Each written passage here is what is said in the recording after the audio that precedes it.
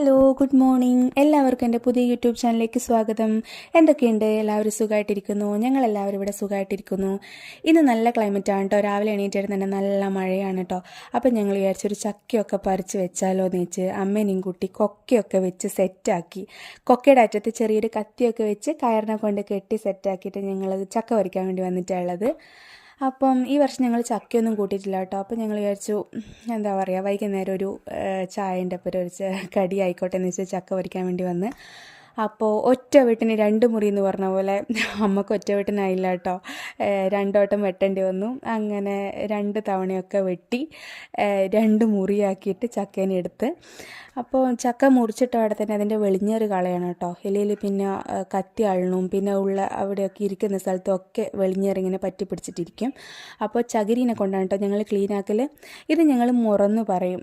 നിങ്ങളെ വീട്ടിലൊക്കെ ഉണ്ട്, എല്ലാ വീട്ടിലും ഉണ്ടാവുമായിരിക്കും ഇങ്ങനത്തെ മുറന്ന് പറയുന്നത്. പണ്ടേ ഉള്ളതാണ് കേട്ടോ ഞങ്ങളെ വീട്ടിൽ.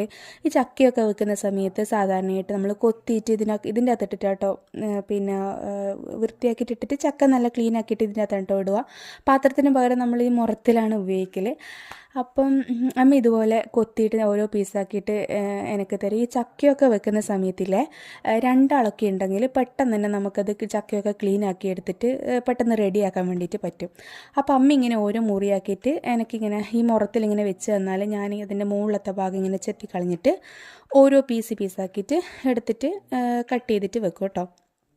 ചക്ക എന്ന് പറയുന്നത് നല്ല ഹെൽത്തി ആയിട്ടുള്ള സാധനമാണ് കേട്ടോ. വേറെ മായൊന്നും ചേർക്കുന്നില്ലല്ലോ. നമ്മൾ ഈ പുറത്തുനിന്ന് പോയിട്ട് വൈകുന്നേരങ്ങളിൽ എന്താ പറയുക, എണ്ണ പലഹാരങ്ങളൊക്കെ മേടിക്കുന്നതിന് പകരമായിട്ട് ചക്കയൊക്കെ വെക്കലാണെങ്കിൽ ഈ സമയം എല്ലാവരുടെ അടുത്തും ഉണ്ടാവുമല്ലോ ചക്കയൊക്കെ. അപ്പോൾ ചക്കയൊക്കെ വെച്ച് കഴിക്കുകയാണെങ്കിൽ നല്ല അടിപൊളിയാണ് കേട്ടോ.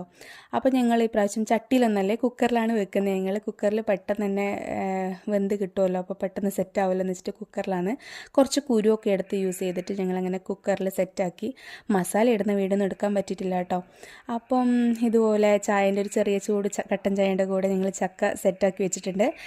അപ്പോൾ എല്ലാവർക്കും ഈ വീഡിയോ ഇഷ്ടമായെന്ന് കരുതുന്നു. എല്ലാവരും ലൈക്ക് ചെയ്യുക.